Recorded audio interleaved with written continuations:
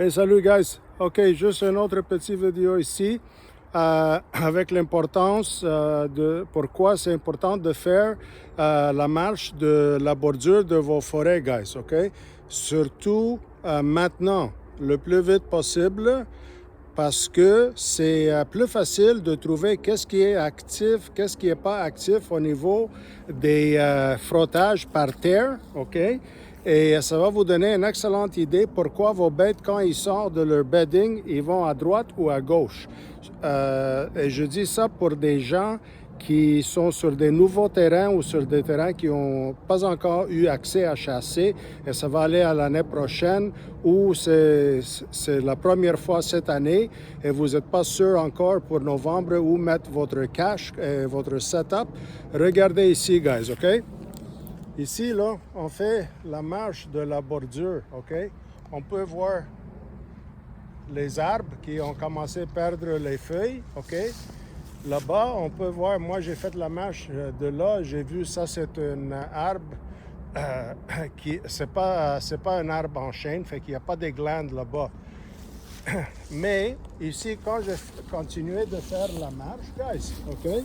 Quand j'ai continué de faire la marche, regardez ici sur la bordure, OK, en marchant, je vois ça ici. Je dis, rien spécial. J'ai pris quelques autres marches, je regarde, je vois par terre, boum,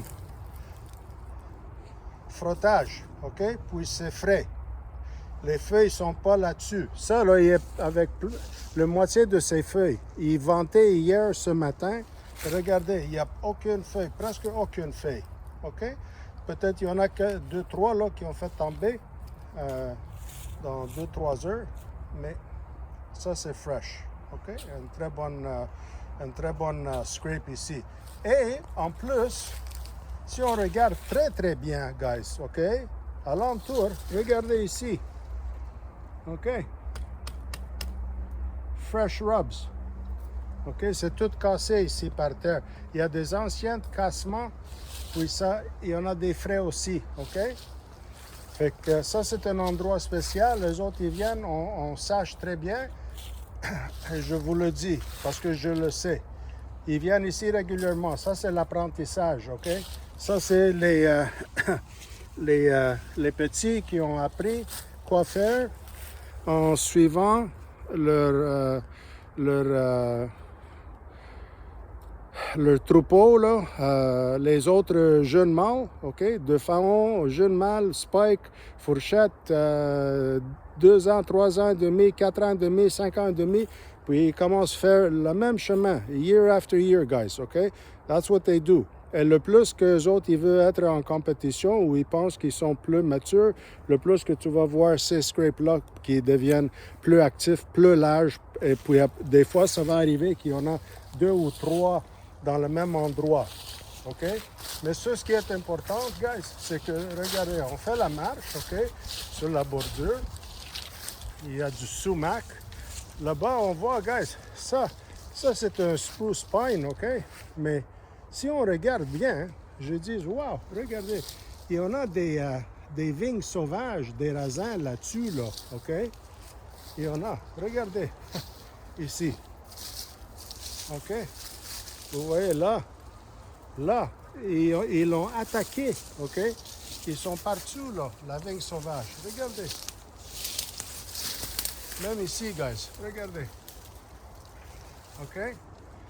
Puis on peut voir qu'ils ont commencé à les faire manger comme il faut, tout ce qui est accessible facilement, là. OK? Mais ça, c'est l'indication pourquoi, OK? Tout le spruce, là, il y a des raisins sauvages là-dessus, là. C'est incroyable. Fait qu'il fait la marche, il sort du bedding, OK? Il fait la marche, il continue, il arrête ici, OK? Moi, je les vois de 1 kilomètre de loin avec les jumelles et je sais pourquoi ils sont ici.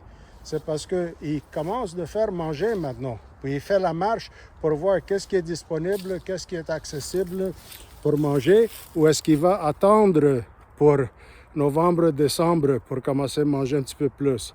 Mais ils savent aussi que les oiseaux, les écureuils, ils ont déjà commencé à faire manger là, les raisins.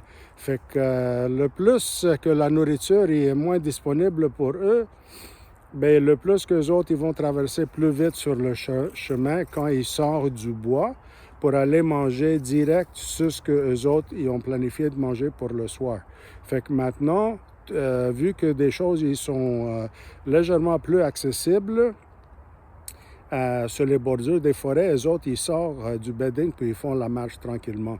Et ça, ils vont le faire, j'imagine, jusqu'au mois de novembre, c'est sûr, OK?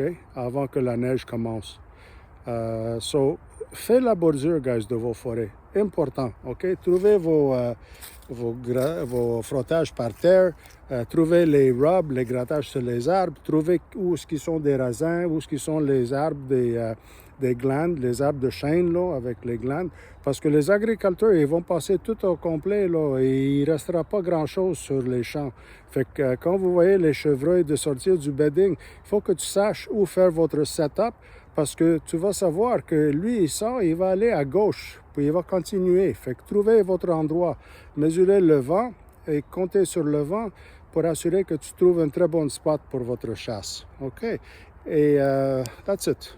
Je fais cette recap-là parce que j'ai eu pas mal de gens qui m'ont fait poser des questions. Comment savoir où faire un setup quand ils ont vu que les bêtes ils sortent? Comment ils peuvent savoir si les bêtes ils vont sortir et aller l'autre bord, à gauche versus la droite? Fais vérifier les bordures, tu vas savoir exactement pourquoi et exactement pourquoi ils arrêtent dans quelques endroits spécifiquement. All right? That's it, guys. God bless.